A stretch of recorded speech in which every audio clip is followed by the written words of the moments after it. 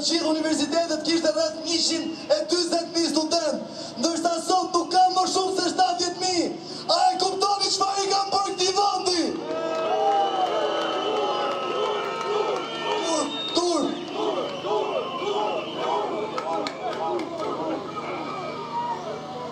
Shumica sot as nuk i zgjedhin fare universitetet shqiptare, qofshin publike apo private. Ata kanë zgjedhur që t'ikin që në moshën 18 vjeçare. Kjo është kriminale.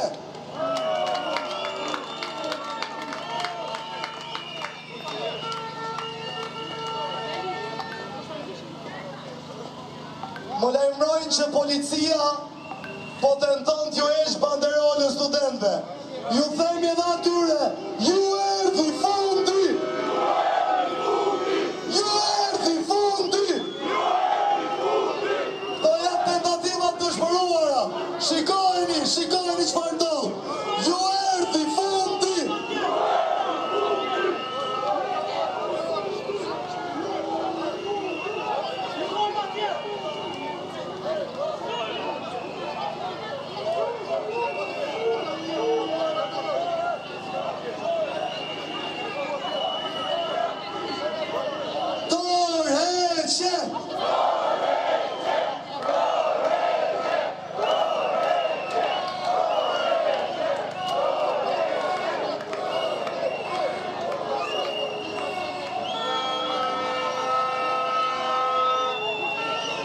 Një grup prej nesh po ikin të banderola, nuk ka problem.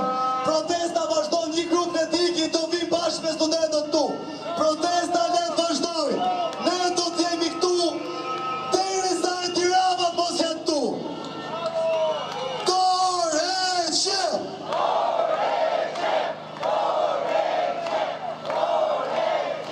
Dorëheqje!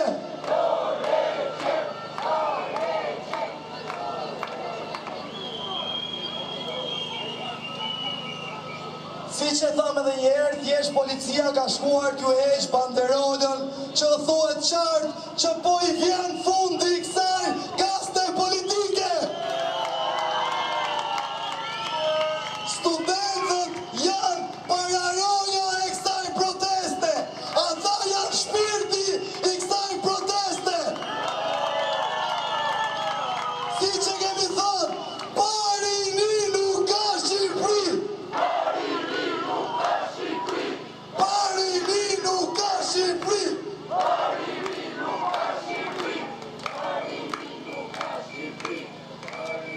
Revolucion! Revolucion! Revolucion! Revolucion! Revolucion! Revolucion! Ne njerëzit kemi një mesazh për këtë parlament dhe për të 140 hajdutët që kemi aty brenda. Duam anullimin e ligjit 21/2024.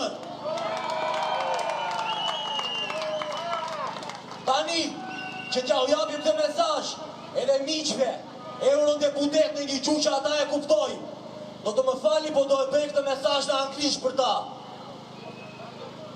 To our friends from the European Parliament, imagine a law that allowed private development inside protected natural areas in Spain. Imagine a law that opened the door to construction inside protected landscapes in Germany. Imagine a law that treated environmental protection as an obstacle instead of a responsibility. Would that be accepted? Would it be celebrated as progress? Of course not. So why is it accepted in Albania? Why is a government that claims to be walking towards the European Union moving in the opposite direction of the European environmental values?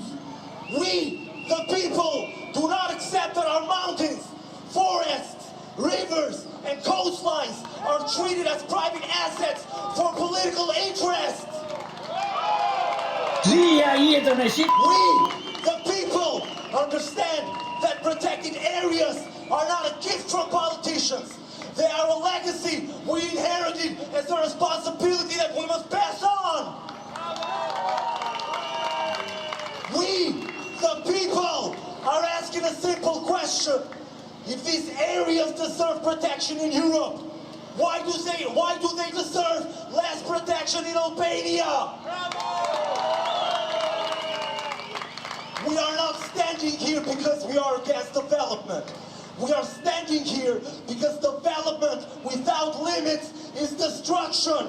We are standing here because European integration is not only about opening chapters and signing documents.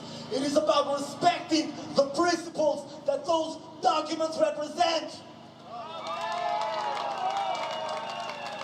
And today, we, the people, ask Europe to hear our voice, not because Albania belongs to politicians. Albania belongs to its citizens, to its future generations, and to the natural heritage that no government has the moral right to sell. Ne, njerëzit, kërkojmë anullimin e ligjit 21/2024. Ne, njerëzit, kërkojmë anullimin e ligjit 55/2015.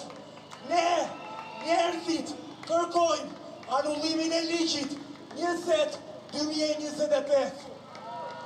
Ne, njerëzit, deri në fund, do të bëjmë revolucion, revolucion, revolucion.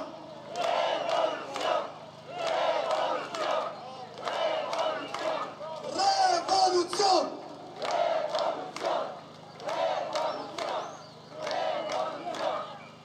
A i dini se policisë shtetit, si pas ligjeve Shqipërisë, nuk i lejohet të hyjnë në ambiente të universiteteve. Është kategorikisht e ndaluar.